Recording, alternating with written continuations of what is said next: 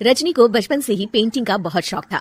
वो हमेशा से ही पेंटर बनना चाहती थी, पर उसकी माँ और पिताजी ने उसको कभी भी इस चीज के लिए सपोर्ट नहीं किया और उसकी शादी नीरव से हो गई। नीरव रजनी को बहुत प्यार करता था, पर रजनी हमेशा चुपचाप ही रहती। वो इस शादी से खुश नहीं थी। वो ये शादी नहीं करना चाहती थी। उसे तो हमेशा से पेंटर जो बनना था। अपने इस सपने को वो नहीं पूरा कर पाई, इसलिए वो हमेशा उदास रहती थी। रजनी, बहुत ही बढ़िया फिल्म लगी है, कल देखने चले? नहीं जी, कल मुझे बहुत काम है, मैं नहीं जा पाऊंगी। अच्छा तो कोई बात नहीं, संडे को चलते हैं। देखिए, मुझे फिल्म देखना पसंद नहीं है, आपको जाना है तो चले जाइए। नीरव को मना करके रजनी वहां से चली जाती है और अपने बैग को खोलकर उसमें बंद पड़े ब्रश और कलर्स को देखकर रोने लगती है। रजनी, चलो ना कहीं बाहर खाने चलते हैं, कुछ तुम्हारी पसंद का। जी मुझे नहीं जाना, मेरी तबीयत ठीक नहीं है। रजनी वहां से चली जाती है।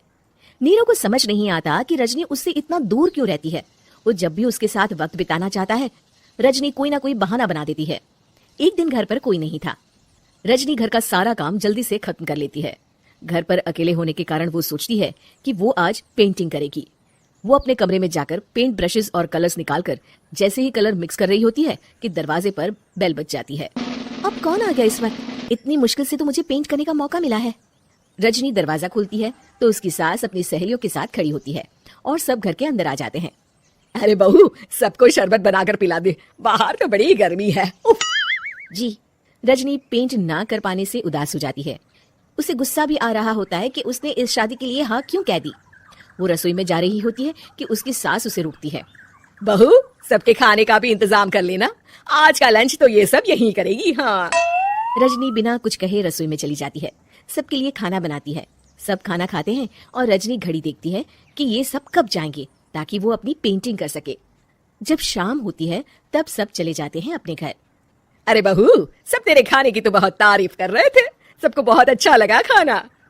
आपको मुझे सुबह बताना चाहिए था ना कि आपकी सहेलियां आ रही हैं।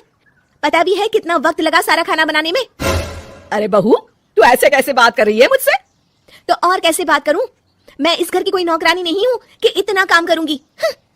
रजनी अपने कमरे में जाकर दरवाजा बंद कर लेती है। शाम को जब नीरव आता है तो उसकी माँ उसे पूरी घटना के बारे में बताती है। क्या रजनी ने आपसे इस तरह बात की माँ? हाँ, और पता नहीं उसे क्या हो गया है, शाम से बाहर भी नहीं आई है। मैंने तो कई बार आवाज दी, खाना भी नहीं खाया उसने। तू ही बात करके देख ले बेटा। नीरव अपने कमरे का दरवाजा खटखटाता है। रजनी, दरवाजा खोलो, मैं हूँ। रजनी दरवाजा खोलती है और फिर वापस जाकर अपने बिस्तर पर लेट जाती है। रजनी, माँ से बात करने का ये क्या तरीका है? मैंने कोई गलत बात नहीं की है। अरे तुम क्यों ऐसे बर्ताव कर रही हो सबके साथ? क्या तुम इस शादी से खुश नहीं हो? रजनी कुछ नहीं बोलती। अरे बताओ मुझे रजनी, क्या ये शादी तुम्हारी मर्जी के खिलाफ हुई है? हाँ, मैं ये शादी कभी नहीं करना चाहती थी। तुमसे क्या, मैं किसी से भी शादी नहीं करना चाहती थी। रजनी रोने लगती है। चुप हो जाओ रजनी, बताओ मुझे, तुम क्यों नहीं करना चाहती थी शादी? रजनी बेड के नीचे से अपने पेंटिंग्स, कलर्स, ब्रश, पेपर्स निकालती है। इतने में उसकी सास भी कमरे में आ जाती है। ये देख रहे हो, ये थे मेरे सपने। मैं पेंटर बनना चाहती थी, पर माँ पापा ने कभी सपोर्ट नहीं किया और मेरी शादी करवा दी। मेरे सारे सपने टूट गए। हर वक्त बस गुस्सा आता रहता है मुझे। मैं जानती हूँ कि आप लोगों की इसमें कोई गलती नहीं है, पर मैं क्या करूं, मुझे समझ में नहीं आता। रजनी फूट फूट कर रोने लगती है। मुझे माफ कर दीजिए, आप दोनों के साथ मैं बहुत बुरा बर्ताव कर रही हूँ। अरे रजनी बेटा, चुप हो जाओ तुम। नीरव पानी लेकर आता है। ये लो पानी पियो और शांत हो जाओ। रजनी पानी पीती है और उसकी सास पेंटिंग्स देख रही होती है। अरे नीरव, हमें तो पता ही नहीं था कि हमारी बहू कलाकार है। अरे कितनी अच्छी पेंटिंग्स बनाई है, देखो तो। ये वाली तो मैं अपने कमरे में ले जाऊंगी।